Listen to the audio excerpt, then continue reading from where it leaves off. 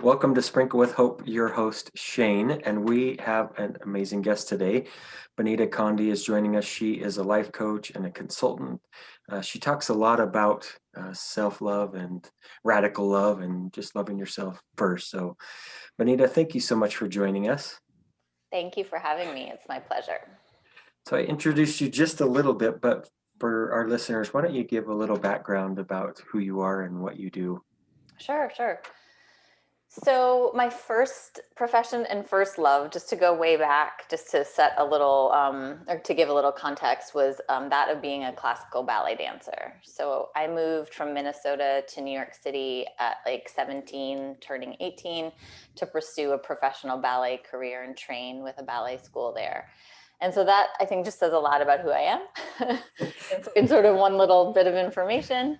And I did that for many years there. And then I quit because it's a very, very challenging profession, and it was getting hard on both my body, mind, and spirit.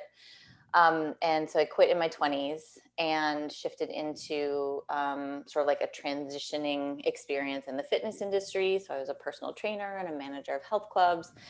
And then through like a winding path of working with a couple of different small .com startups at the time and some creative people, I found my way into the advertising industry.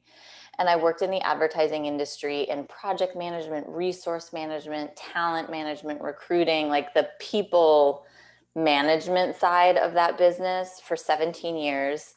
Wow. And it was a really great fit for a really long time, like working in agencies. And then I also worked in a recruiting firm for 5 years. So and that opportunity gave me the ability to work with hundreds of creative businesses and thousands of candidates. And globally, I got a sense of the industry because the company that I worked for was a global placement firm. So that was just like, wow, okay, I really see the workings of the marketing, communications, and advertising industry globally. So it was like a whole nother wonderful experience. And then I really wanted to go back to working directly with people in an agency and from a talent management perspective, working closely with folks in their career, like in their moments in this organization. Because as an external recruiter, you help somebody find their next role, and then you might not hear from them, hopefully for a while, if they're really happy in that role. So I was missing that direct connection and to the creativity. And that's the link to my original creative self in ballet and choreography and dance and creating art with people. I found that in advertising. It's like art and commerce linked together. And that was like a real aha moment for me, that I could experience both business and creating with others. And so I went and I did that. I went back to an agency setting. And this was like 3.5 years ago, more than that I went there. But I stayed for a bit, and it felt great in many ways. And in other ways, I was really starting to feel out of alignment. And at that point, I had been sober. At the point that I got to where I was thinking about maybe leaving, I was 10 years sober. So now I've been sober 13 and a half years now. Congratulations. Thank you. And that was, a huge part of my personal journey, my spiritual journey, my finding hope. I mean, man, it was like a whole new like door of hope opened up in my life, where I realized I didn't need to fill this hole that I had in my soul with like external things. I was creating that foundation in myself. And so you build on that, and you build on that, and you build on that. And I got to this place in my career, my professional life, where I was like, I think I'm still trying to fill parts of myself with this professional life, with this persona, with these external things, whether it be a new experience, a title, a certain organization, feedback or confirmation from external sources and people, and I was like, I think I'm still playing out some of this addiction stuff, like workaholism, in an environment that's certainly very like prone to being open to hard workers, and supportive of that, and reflect back that that's a good thing. And I was like, I don't think that this is aligning for me anymore.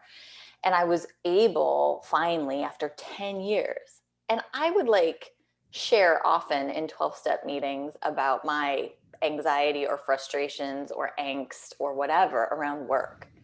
And I was like getting sick of myself. Like, I'm like, I Yeah. don't want to talk. Why do I keep talking about this? Why is this so triggering for me? Maybe there's another way. And so there was a wonderful sort of confluence of events that created a little catalyst where I could see like, I think what I'm being asked to do in this industry is no longer aligned for me, just in terms of like doing certain roles at a certain speed. And I was like, oh, maybe I should quit. This was like, yeah, 3.5 years ago, I resigned. And at that point, I'm married, and our son was 7 at the time, and living in New York City, in Brooklyn, not the cheapest place in the Right. world. Just, some other things that we had going on in our life and responsibilities make that kind of a scary thing to do for the mind. And I, had a heart to heart with my husband. He saw that I was really like conflicted about this. Like I clearly wanted to go explore something else and give myself some free space. And yet all of the things that we're conditioned to believe about who we are, especially as we might relate to the role of parent, which you guys, I'm sure, understand. I Yep. read a little bit about your backgrounds. Um, Yep. Responsible adult, career path, and what we like invested in it. Like there's all this heaviness that we can like start to layer on that making a decision to explore more freedom and more expansiveness feel really scary and like kind of like irresponsible and, oh, I shouldn't do this. Yeah. And so we had that conversation, and my husband was like, I have a feeling like you'll feel a lot better if we just try this, and that would like be better for all of us. And he's Yeah. amazing like that. The constructs of systems and structures in life, he sees right through them all. He's like, yeah, no, they're not all they're cracked up to be. So let's Yeah. not Yeah. make our life choices based on what other people say are like good Sure. or right. So I resigned, and I hired coaches. And I'd never worked with like a life coach or just kind of like an overarching like support coach. I had done a lot of therapy in my life. I had a lot of different supports through my sobriety process. So I knew how to ask for help, which was amazing because that's something I didn't know how to do prior to Right. sobriety. Like I Right. really thought you were supposed to like rely on yourself, like this very like hyper focus on independence, especially in this country, but in lots of other cultures as well, is so detrimental. Like we don't do this alone. We don't do Yeah. anything. Yep. The most successful moments I've had in my life have been co-creations with other beings. Like whatever it's been, Totally. it's not been like maybe me in isolation coming to a realization and then taking some action. But when I take the action, it usually involves somebody else. Yep. And so, Yeah. it's like, we really don't do this as alone as we're like led to believe either, and that we like have to figure it out alone. Sure. And it's just so awful. And so I reached out to two people who I had seen evolve and seen grow and seen expand, and they seemed like they were living this pretty like magical moment in their lives. And I was like, I want to work with them. And I saw that they had like launched this new platform and a podcast, and I was hearing their interviews, and then they had offered, they were offering coaching. So we spoke, and they were like, yep, we can help you. And I hired them. And that's a scary thing to do when you realize you're Sure. like about to not have a salary anymore. And you're like, why am I spending money on myself? Like, that's crazy, right? That also, Yeah. the conditioning, Yeah. oh, that seems selfish, and, all these limiting and lack beliefs popping up. And I was like, I'm going to do it just to be in opposition of those limiting beliefs. Like, I'm going to do it Nice. anyway and like take the risk to my mind and see what comes from this inspiration. Because I did know at that point from all of my years of sobriety that my thinking, like left on its own, is super limited, oftentimes negative, and like sometimes kind of scary, like not maybe Mhm. the most inspired place to be, like kind of like limiting with the blinders on. Yeah. Stay safe. Don't do scary things. And so I wanted to be inspired. I wanted to be scared and not really like hopeful, joyful, like maybe I don't know, humble. It's Yeah. really the most humble thing to do, to try something new that you haven't done before, or take in inspiration from another and then like take Yep. some actions and apply that. It's so humbling. You're just like, I don't know, but I'm going to try. And then almost always, it feels like magic happens. You're like, Yeah. oh, that was right there. And I Yeah. say this to clients all the time. So it is like we've got these like horse blinds on, like, when they're in the thing before the race. And if you just take them off for yourself and not be in fear, and you look around, the thing that you're like most excited about or maybe want to explore or try is usually right there. Yeah. Usually not some like, whoa, never thought it. Sometimes that Right. happens, but Sure. more often than not, it's already a percolating desire that's quite close and it's just in our peripheral vision. And if it is, then you can absolutely manifest that. That's Yeah, that's awesome. awesome. Process through it and then see that it wasn't what you thought it was and then move on to the next thing. But at least you're no longer stuck with stories. Yeah. First, Benita, thank you so much for being so open and willing to share some struggles, real struggles that you've gone through and how you've come out of those things. That sometimes is hard for us to do as humans, to share those struggles. And so I commend you for that. Oh. Second, I'm curious, do you get the itch to go back to ballet ever or not really? Well, that's awesome. Next question, and great segue into like, I'll wrap this up, is that was one of the things my coaches were like, so you're going to go back to dance, because I had mentioned it to them that it was something that I had wished I had done the last few years and I was too afraid to do. I was afraid that I'd be hard on myself. I Yeah. was afraid of like what I'd see back at me in the reflection in the mirror. I was afraid I'd maybe forgotten everything. It turns out none of that was true.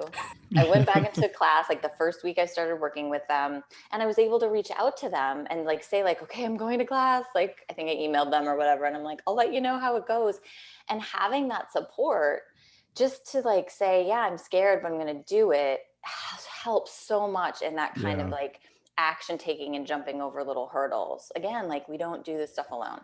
So Yeah. they were very supportive, and it was the most unbelievably joyful, liberating. And I do think that that experience like lit up a whole bunch of different parts of my brain that had not been activated for a Yeah. while.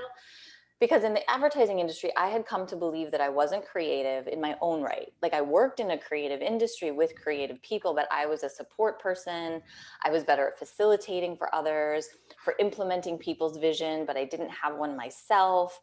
I just really like was playing in my swim lane. Hmm. I started to dance again and it wasn't conscious. So it really leads me to believe there are parts of my brain that were activated that had been kind of dormant. That then after working with them, resigning, actually leaving after my notice period, having a month off out of a meditation, like a month into just yoga and meditation and spending time with my kid and hanging out in New York City and like loving it for all of its glory rather than feeling like kind of like in a routine in that city. Sure. Yeah. Super inspiring. So all these other things are happening and are at play. And I'm toying with this idea that love is missing from creative businesses. I was Mm. like using this phrase a lot, and then we were using the phrase radical love, like unconditional love is missing from these exchanges with people. Like it's so fear-based. Anything in business has been so built up, especially in the US, to be so Totally. fear-based. I was like, what if we start playing with that, or I start playing with that more openly, and out of this meditation create radical love, which is the name of my business. It was like, oh, that's a thing, and I can create this unconditionally loved life stuff with other people because I'm experiencing it and I want it for them. And so that is how my current experience of life evolved. And I've had this business for over 3 years, and I've worked with hundreds and hundreds of clients and creative businesses and workshops and talks. And it's like constantly this co-creative process that's fulfilling and new almost every day. Some new email will pop into my inbox, and I like love my inbox now. Yeah. I used to hate it. So it'd be like 500 unread emails because as a recruiter, like just people are reaching out to you Yeah. constantly. Yeah. And I'm like a person with a lot of integrity, and it used to kill me that I couldn't get back to everybody, but you like literally just humanly couldn't. And like all that went away. And I was Hmm. like, oh, I get to work with people the way that feels So really amazing. good and aligned. It's fulfilling every day. And so I do this 2 or 3 days a week, focus on create radical love. And then the other 2 or 3 days, I focus on school with my son. We do learning from home, which we have for a couple of years here. They have online public school here in Virginia. And then my husband has his business. And so we like design this whole life based on our preferences and our highest excitement. I've loved so much of what you said, and I'd like to talk just briefly about some of it. But one of the things as you were talking kind of sparked something in my brain that said, we're human beings. We're not a human being, right? We're beings. We are meant to be together. And that was just something that I wanted to bring up is that I totally agree. We are meant to be together. We're meant to interact with each other. Right now it's, over Zoom, but That's right. We're we're finding meant to, ways. yeah, we're Yep. getting creative, right? We're using our creative brains. But Yep. I just wanted to talk about that just a little bit. And I I love liked how that. you said that, but we're human beings, not, singular. We're meant to be with each other. One of the other things about your coaching, is there any like common myth that you hear often? Like what is the common myth about a coach that, Mm. you'd like to break up that myth and really bring, Dispel yeah, Yeah. dispel the exactly. coaching myth. Well, here's the thing about coaching. I mean, it's such a catch-all word, first of all. So I don't love it. Like, I don't necessarily love the term life coach, but when I played with other ways I could describe what I do, it got like too woo woo and kind of too Yeah. nebulous. And it would mean different things to different people. So, in the current vernacular of support people out in the world that someone might be looking for, coach indicates like somebody who's there for me about maybe a specific area of my life, right? Because there are Mm. health coaches, there are financial coaches, there are executive coaches, there are wellness coaches, there, take a word and then add coach to it. And Yeah. there's infinite iterations, right? And so for me, the word that did like relate the most to my approach was the life coach piece, because what I came to find in this professional journey, but also my own spiritual, self-realization journey and health journey, was it's all one thing. And when Mm. I would try to compartmentalize it and like put my work life and persona and prioritizations over here, and then put family here, and then myself and self-care, and then here, it always felt like such a pull and like such a stretch and a Yeah. conflict of prioritization. And I never felt like I was doing any of it. I hate using percentages, but like it just never felt aligned, any of Yeah. it all felt a little bit out of alignment all the time. So I was like, and in those months where I wasn't working full time and I had hours to play and I'd meet with people and then hang out with my son and then do something for myself, I was like, I'm doing this like all in Yeah. one day, and it feels really good. It doesn't feel like I'm squeezing things in, or, oh, I should, or I have to. It was just happening. And so the word life with coach just made the most sense for me with what's kind of like out there in the world right now and Right. understood. But in terms of dispelling some myths, I think it depends. It's so much about, it depends on the person with coaching. I mean, it's like a Yeah. therapist relationship too. Like, it really needs to be about like an aligned, trusting relationship where the approach that person takes is very much in alignment with like your values and your excitements and like what you Yeah. want to explore and achieve. Mhm. And so it's super nuanced. So I'd say, like, for anybody who's wondering what coaches do, kind of like they do as much as there are infinite people and who identify as coaches on the planet, and you Yeah. really Yeah. have to like dig into like that person's approach and what they offer and their specialty or their um, focus. And I think like that's really the only way to like authentically dig through what coaching is. It's like Yeah. the support person for what you really need, and it's not Yeah. therapy at Right. all. Right. Yeah. It's so much more activated, and that's what's been really powerful for me. Is I turn more now after many years of therapy, which was very helpful and necessary, and I am by no means suggesting that isn't like an incredible other resource for foundational understanding of self and like Sure. patterns and family of origin and all of that, like all of that. But I found what's so powerful with coaching is that you like leap over hurdles rather than like looking at the hurdle and then talking a lot about the hurdle and like knowing the hurdle's there and like where it maybe comes from. Coaching is like, okay, there's a hurdle there, but why don't we try something else and see what happens? And Yeah. sometimes the hurdle just goes away because Yeah. you've taken a new action, Absolutely. and that then shifts the belief, because all that hurdle ever is a belief. Yep. Yeah. 100%. Yep. I agree with that. You have really said a lot of very interesting things. Jason and I like to focus on the positive things. So let me Awesome. ask the question, you went through a struggle, you're, those type of things, but what would you like to tell your old self if you could go back and tell yourself the lesson that you learned, or, a lesson? Mm-hmm. What would you like to go back and tell yourself? I've thought about that a lot lately, actually. There's been a couple of magical things that have happened in my life recently. This year has been really full of them for me, even though it's been also, heavier and Yeah. fraught. And there's a lot of learning that's been accessible and available if we look at it that way, which I do. But there's also been some really feels like dropped out of the sky gifts.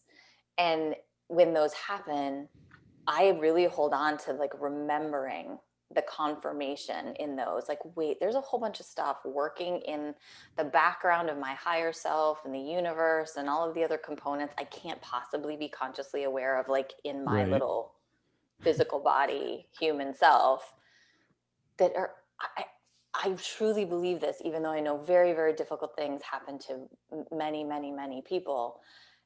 It always seems to be, if I can see it, working out for my best interest. Mm. So if I can remember that, so I would say back to my younger self, all of this stuff is working for your best interest in the background, just not in your timeline. Yep.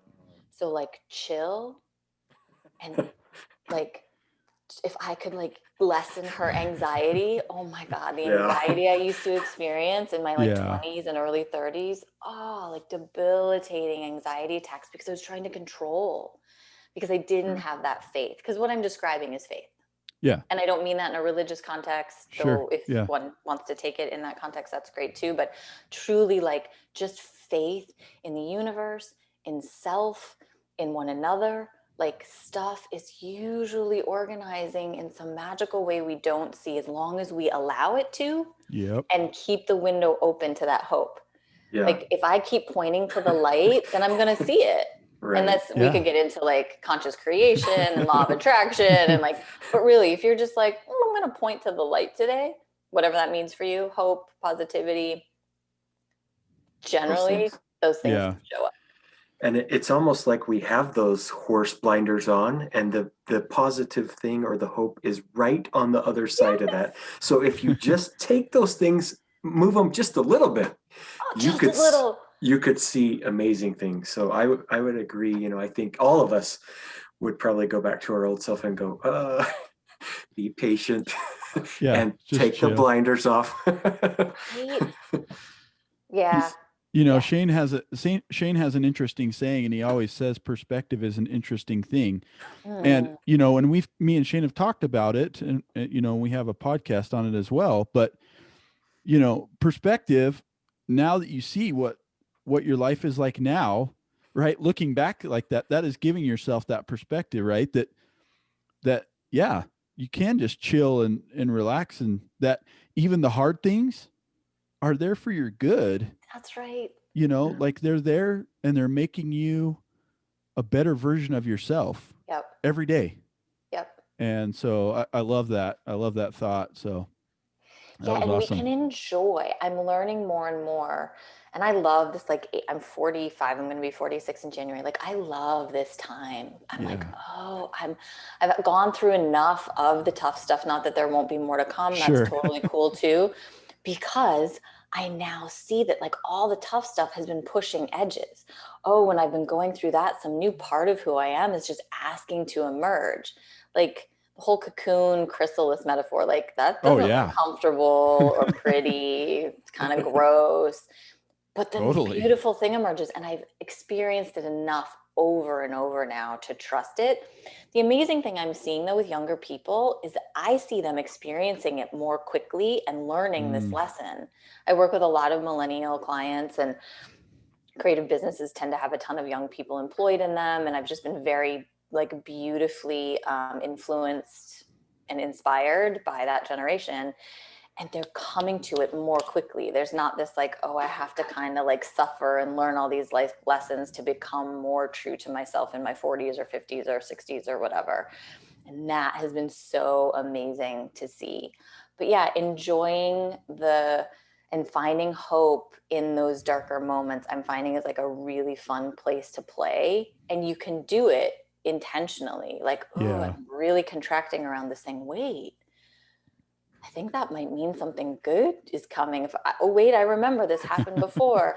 And Yeah. I just said to my husband a couple days ago, because we just had a really exciting thing happen here where we purchased this home that we've been living in for a couple of years here in Richmond after renting it. And we love it. And it, like everybody says, it like fits us like a glove. And we never thought we'd have the option to buy it.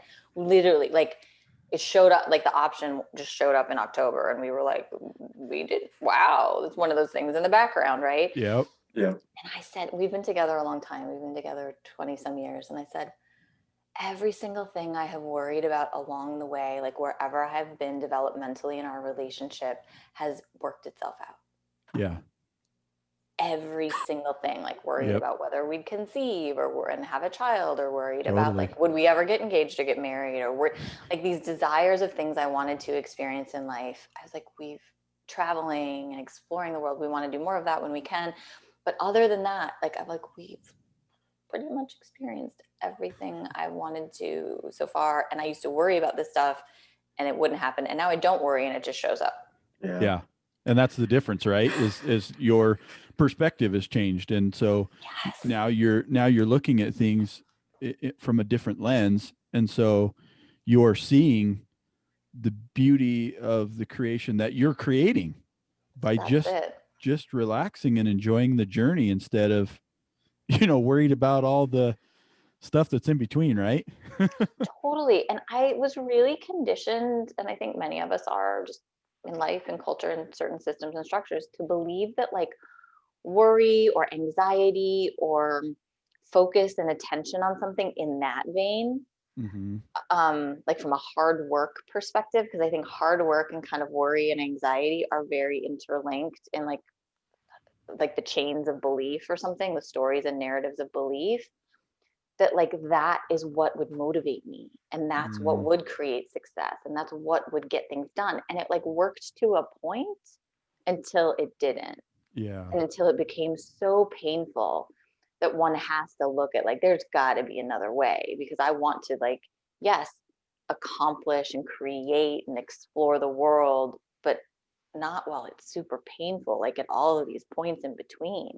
Like, wait a minute, that's that's not right. Like that, it just doesn't feel right. You could assign a Yeah. whole bunch of different words to that, not true or whatever, but like that's not right. So there's got to be another way.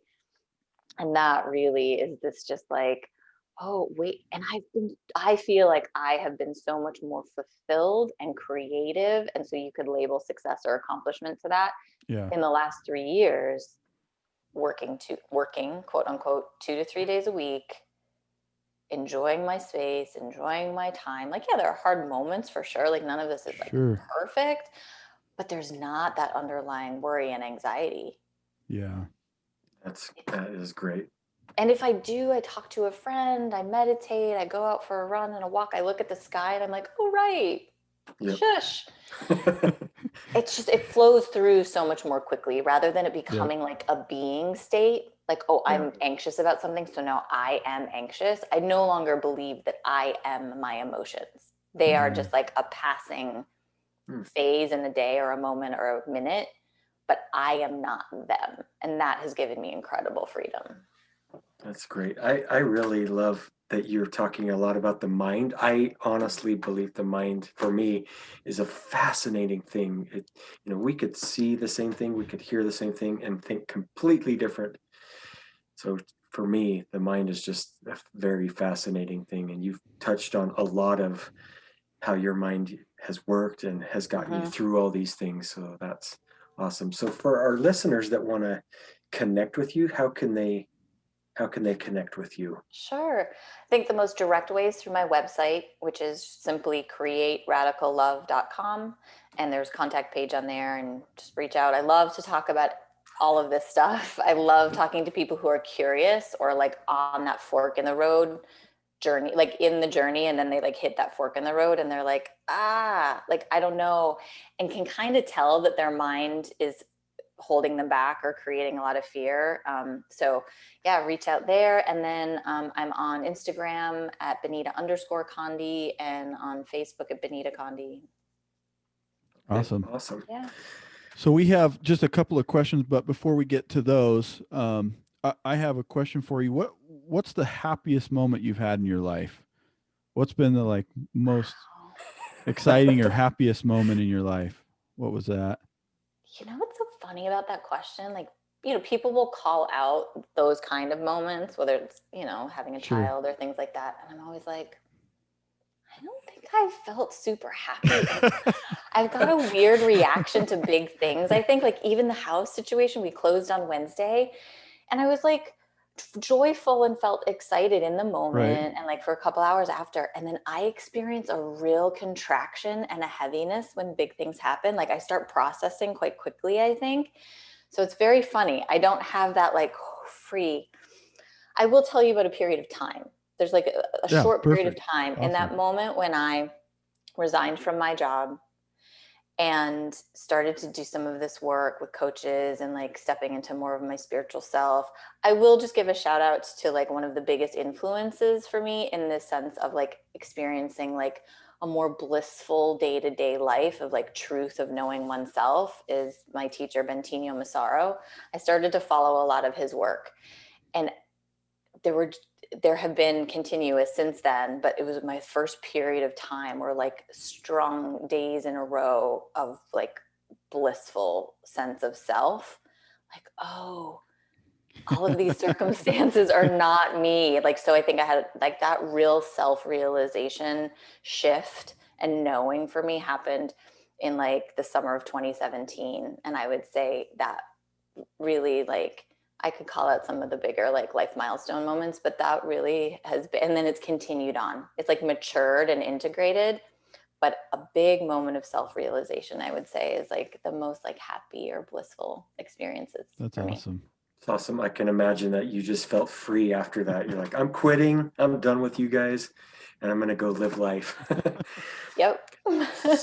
So Jason and I have come up with what we call the double down dose. So there's two questions. I'm going to ask you the first question. My question for you, Benita, is how would you define hope? Light. The light. The whatever you can point to. It might not be present for you in the moment, which there's something about the image of light. I'm very visual as well. So like just imagining light, the warmth of light, you mentioned it too, if you can just like take off that blinder a little bit, or for me, it's like crack open the window. Yeah. So it's like hope is just like that cracking open of the door or the window or taking the blinder off a little bit and like let that light shine in. And it can take on any form. It can be tiny. It doesn't have to be a lot of anything, but just like a little bit of light. That's awesome. I love that. It's so interesting when we ask these questions, we get so many different responses. And it's one of the things that we love because it's like these two questions that we ask are, not super hard, but we love what the responses we get. So the second question of the double down dose, which we like to ask is, what is your definition of love, or how would you define love? I love that question, of course. Right up my alley. Right. So quickly, what it's not, which I think is really important, is it's not romantic love. It's not cliched marketing defined love. It's not anybody else's definition or experience of love. Love is that feeling you get when you know you like your unique expression is complete in and of itself. So if that is connection to like a source that allows you to feel that way, but it's fullness, it's completeness, it is immovable, and it has nothing to do with anybody else. Yeah. It's not love like in relation to relationship. And I think that's where there's a lot of confusion about like love, and unconditional love can be expressed in relationship and between two beings. But I find very rarely can it be if there isn't that fullness and completeness in yourself first. Because then you're always going to be looking for it to be completed by another. That could be a whole nother episode. But love is that like unending, full, unconditional like energy that you know is in you. Yeah, That's I awesome. really appreciate that you started with what it isn't, because I think often we overlook those things in a lot of ways, that we focus on what it is, and maybe we're not so focused on what it shouldn't be. So I appreciate that you did that. Benita, I have enjoyed our discussion. I really appreciate all of your insight and your willingness to share your story with us. Thank you so much for your time, and best wishes for you and your family in the future. Thank you so much. It's been an absolute pleasure.